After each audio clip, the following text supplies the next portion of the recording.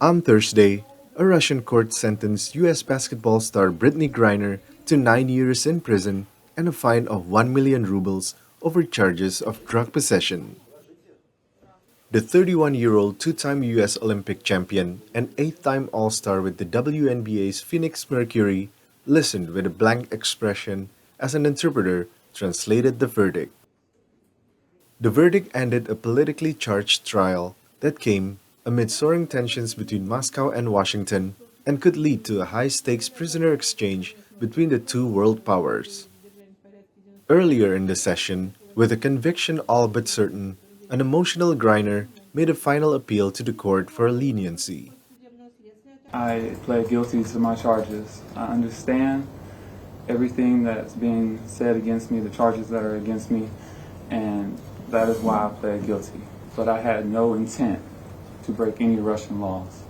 I made an honest mistake, and I hope that in your ruling that it doesn't end my life here.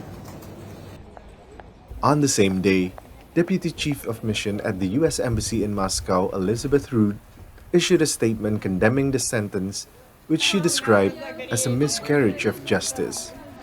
It is a miscarriage of justice. The U.S. Department of State has determined that Ms. Griner was wrongfully detained. Nothing in today's decision changes that determination.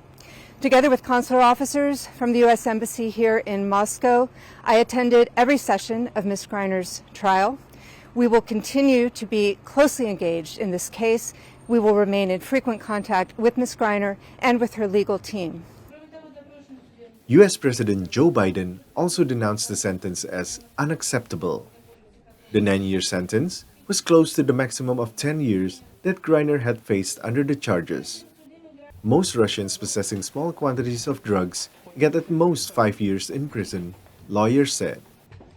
Under Russian law, Griner has 10 days to appeal, and her lawyers say they expect a hearing in Moscow Regional Court next week.